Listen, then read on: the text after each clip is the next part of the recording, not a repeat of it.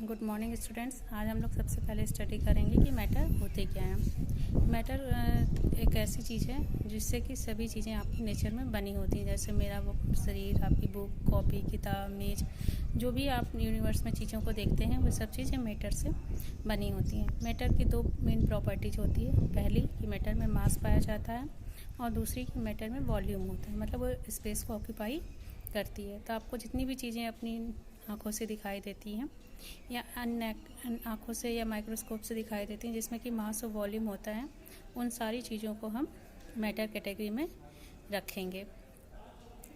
मास का जो SI unit होता है वो किलोग्राम होता है और वॉल्यूम होता है उनकी एसआई यूनिट होती है मीटर क्यूब। तभी मैंने आपको 3-4 चीज़ें मेन पॉइंट्स बताए। हमारा सबसे पहला मेन पॉइंट था कि नेचर में जितनी भी चीज़ें होती हैं सभी मैटर से बनी होती हैं। मैटर के दो कैरेक्टरिस्टिक होते हैं। सबसे पहला कैरेक्टरिस्टिक मैटर में मास पाया जाता है। सेकंड कैरेक्टरिस्टिक मैटर में वॉल्यूम होता है। मास का जो एसआई यूनिट है वह किलोग्राम होता है और वॉल्यूम की एसआई यूनिट मीटर क्यूब होती है। आई होप आपको ये 3-4 पॉइंट्स क्लियर हो गए होंगे। अब मैटर में कुछ फिजिकल प्रॉपर्टीज़ होती हैं, कुछ केमिकल प्रॉपर्टीज़ होती हैं, तो हम मैटर की एक एक प्रॉपर्टी को 1 बाय 1 स्टडी करेंगे। सबसे पहला है कि जो मैटर होता है, कुछ साइंटिस्ट मानते थे कि मैटर कंटिन्यूअस है, मतलब उसके बीच में कोई भी गैप नहीं है, कंटिन्यूअस चेन है। और कुछ साइंटिस्ट मानते थे कि मैटर पार्टिकल से मिलकर बना है जिनके बीच में स्पेस पाया जाता है। तो दो तरह की थ्योरी थी।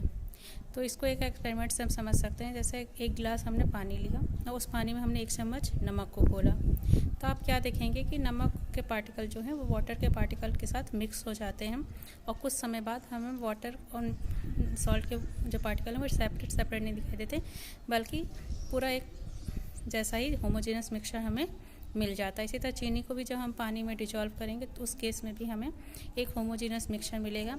तो जो वो शुगर के पार्टिकल थे या जो सॉल्ट के पार्टिकल थे वो कहाँ चले जाते हैं? एक्चुअली में वो क्या होता है, जो वाटर होता है, वाटर के पार्टिकल्स के बीच में स्पेस पाई जाती है और शुगर या सॉल्ट के पार्टिकल उन स्पेस में जाके फिट हो जाते हैं।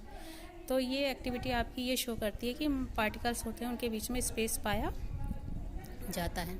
एक दूसरी एक्टिविटी हम और डिस्क्राइब कर सकते हैं। उसके लिए हम क्या लेंगे, जो कि ये शो करेगी कि जो पार्टिकल्स होते हैं वो बहुत ही छोटे होते हैं, बहुत ही मिन्यूट साइज के होते हैं।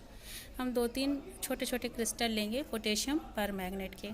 पोटेशियम पर मैग्नेट का फॉर्मूला होता है capital K, capital M, small n, O4, KMnO4, और ये पिंक कलर का सॉलिड होता है।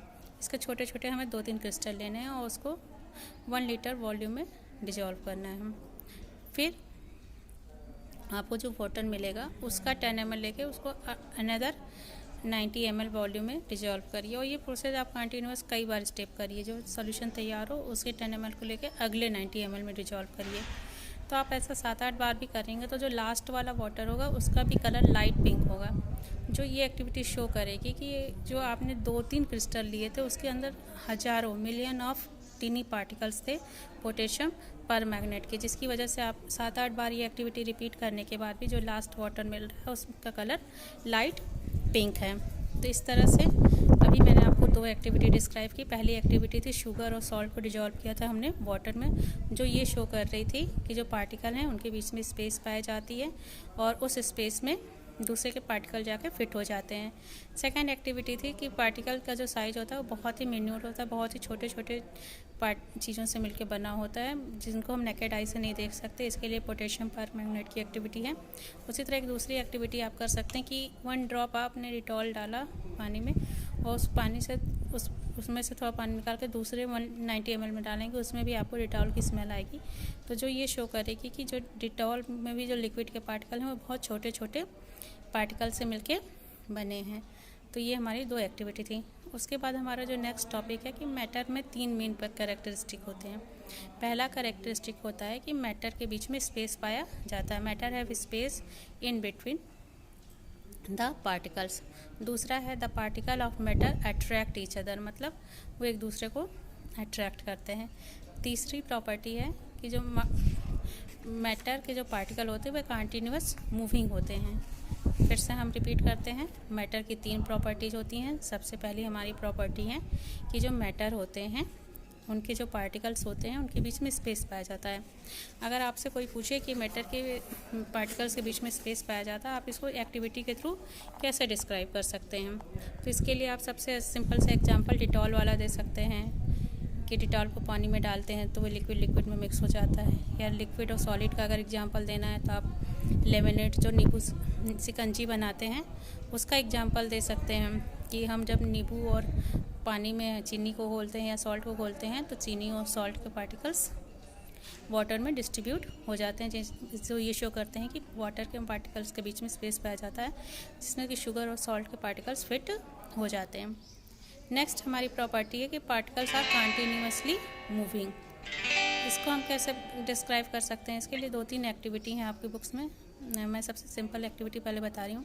आप एक मोमबत्ती जला के कमरे में एक कॉर्नर पर रख दीजिए। कुछ समय बाद आपको स्मेल दूसरे रूम में भी अगर आप बैठे हैं तो सुनाई देगी। तो ये क्या कर रहा है, जो आपकी अगरबत्ती है उसके जो पार्टिकल्स हैं वो मूव करके हवा के थ्रू आपके नाक तक, नॉस्ट्रिल तक जा रहे हैं और आपको उसकी स्मेल अगरबत्ती की आ रही है।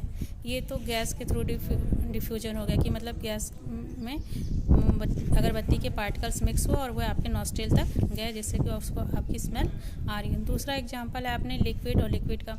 पानी में डिटॉल डाल दीजिए, थोड़ी देर में डिटॉल पूरे पानी में मिक्स हो जाएगा, मतलब डिटॉल के पार्टिकल मूव कर रहे हैं और मूव करके पूरे पानी में उसकी स्मेल को डिस्ट्रीब्यूट कर रहे हैं। तीसरा है पोटेशियम परमैंगनेट। पोटेशियम परमैंगनेट भी आप पानी में डालेंगे तो कुछ समय बाद उसके पार्टिकल्स पूरे पानी को मूव करेंगे और पूरे पानी को पिंक कलर का कर देंगे। फिर आपको मैं एक एक्टिविटी बता रही हूँ कि आपने सिंपली पोटेशियम परमैंगनेट को ठंडे पानी में घोला और दूसरे को आप गर्म पानी में घोलिए। अब देखिए कि किसमें वो जल्दी ज़्यादा डिजॉल्व हो रहा है। तो जैसा आपने डेली लाइफ में भी एक्सपीरियंस किया होगा कि जो हॉट चीज़ें होती हैं उसमें डिजॉल्व होने की प्रॉपर्टी बढ़ जाती है, क्योंकि जब हम किसी भी चीज़ को हीट प्रोवाइड करते हैं तो हीट प्रोवाइड करने से उनकी काइनेटिक एनर्जी इंक्रीज होती है और वो जो काइनेटिक एनर्जी इंक्रीज होती है तो पार्टिकल्स तेज़ी से मूव करते हैं और जब वो तेज़ी से मूव करेंगे तो तेज़ी से क्या हो जाते हैं, डिजॉल्व हो जाते हैं। तो पार्टिकल्स जो आपके होते हैं, मैं बुक के 3rd पेज पढ़ रही हूँ। Particle of matter are continuously moving, that is they possess what we called kinetic energy. जब भी कोई चीज़ मोशन में होती है तो उसके अंदर एक एनर्जी पाई जाती है जिसको हम काइनेटिक एनर्जी कहते हैं। जैसे जैसे हम टेम्परेचर उनका बढ़ाते जाएंगे उनकी काइनेटिक एनर्जी की वैल्यू बढ़ती जाएगी और वो और तेज़ी से मोशन करते जाएंगे। तो जैसे चीनी आप ठंडे पानी में घोलिए और एक गर्म पानी में घोलिए, किसमें चीनी जल्दी डिजॉल्व होगी? गर्म पानी में। और उसको आग पे रख देंगे तो और जल्दी से डिजॉल्व हो जाएगी, क्योंकि जब हम उसको हीट प्रोवाइड करते हैं तो उसकी काइनेटिक एनर्जी बढ़ जाती है और उस काइनेटिक एनर्जी बढ़ जाने की वजह से वो तेज़ी से उसमें मूव करती है और मूव होकर डिजॉल्व हो जाती है। तो ये सारी एक्टिविटी आपको डिस्क्राइब कर रही है कि मतलब हीट से काइनेटिक एनर्जी बढ़ने से सॉल्युबिलिटी भी हमारी बढ़ जाती है। जब 2 डिफरेंट टाइप के जो मटेरियल हैं आपस में मिक्स हो जाते हैं तो उस प्रोसेस को हम बोलते हैं डिफ्यूजन। मैं एक बार आपकी बुक की लैंग्वेज में इसको डिस्क्राइब कर रही हूँ। The intermixing of particle of 2 different type of matter on their on is called diffusion. मतलब 2 डिफरेंट टाइप के पार्टिकल आपस में मिक्स हो गए, इस प्रोसेस को हम डिफ्यूजन बोलेंगे। हमारी 3rd प्रॉपर्टी है particle of matter attract each other. आपको मैंने 3 चीज़ें दी, एक आयरन नेल दिया, एक चॉक का दिया और एक रबर बैंड दिया और उनको बोला कि आप तोड़िए। तो आपको क्या लगेगा कि किसको तोड़ना आपको ज़्यादा आसान रहेगा? ऑब्वियसली रबर को आप आसानी से तोड़ सकते हैं, चॉक को आप आसानी से तोड़ सकते हैं, जबकि आयरन नेल को तोड़ने के लिए आपको काफ़ी एनर्जी देनी पड़ेगी। तो जो ये शो करती है कि जो पार्टिकल्स होते हैं उनके बीच में फोर्स ऑफ अट्रैक्शन पाया जाता है, जो कि सॉलिड में फोर्स ऑफ अट्रैक्शन सबसे ज़्यादा होता है और जैसे जैसे उनके बीच में स्पेस बढ़ता जाता है वैसे वैसे फोर्स ऑफ अट्रैक्शन की वैल्यू भी कम होती जाती है। तो फोर्स ऑफ अट्रैक्शन 2 चीज़ों के बीच की डिस्टेंस पे डिपेंड करता है। आपको पता है कि सॉलिड में 2 चीज़ों के बीच की डिस्टेंस सबसे कम होती है, तो यहाँ पार्टिकल एक दूसरे से टाइटली बाउंड होते हैं। लिक्विड में डिस्टेंस बढ़ जाती है तो इनके बीच डिस्टेंस बढ़ने से फोर्स की वैल्यू कम हो जाती है in compare to the solid. और गैस में डिस्टेंस और ज़्यादा हो जाती है तो यहाँ पर फोर्स की वैल्यू और भी कम हो जाती है। तो जो फोर्स ऑफ अट्रैक्शन है बिटवीन द पार्टिकल सॉलिड में सबसे ज़्यादा होता है, लिक्विड में उससे कम होता है और गैस में सबसे कम होता है। मूवमेंट की अगर हम बात करें, सॉलिड में मूवमेंट बिल्कुल नहीं होती, क्योंकि उसमें पार्टिकल बिल्कुल पास पाए जाते हैं। वो मूवमेंट करने के लिए फ्री नहीं होते, वो अपनी पोजीशन पे ही ऐसे ऐसे ऑसिलेट होते हैं, दाएं और बाएं, लेफ्ट एंड राइट।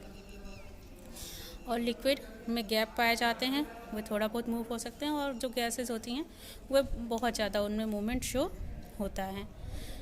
स्पेस की बात करें, सॉलिड में सबसे कम स्पेस, लिक्विड में सबसे ज़्यादा और गैस में सबसे ज़्यादा स्पेस पाई जाती है। तो इस तरह हम सॉलिड, लिक्विड, गैस में तीनों में डिफ्रेंशिएट कर सकते हैं on the basis of intermolecular force, on the basis of their kinetic energy and movement, on the basis of space in between them. फिर से तीनों में मैं रिपीट कर रही हूँ। पहला पॉइंट जो हमारा था वो स्पेस से रिलेटेड, सॉलिड में सबसे कम स्पेस, गैस में सबसे ज़्यादा स्पेस और लिक्विड में इन दोनों के बीच में स्पेस पाया जाता है। सॉलिड में मूवमेंट की फ्रीडम सबसे कम होती है, मूवमेंट सबसे कम। सेकेंड, लिक्विड में आपकी मूवमेंट सॉलिड के कंपेयर में ज़्यादा, और गैस में मूवमेंट सबसे ज़्यादा होती है। जहाँ इंटरमॉलिक्यूलर फोर्स की बात करें तो सॉलिड में इंटरमॉलिक्यूलर फोर्स सबसे ज़्यादा होता है, लिक्विड में उससे कम होता है, और गैस में इंटरमॉलिक्यूलर फोर्स की वैल्यू सबसे कम होती है।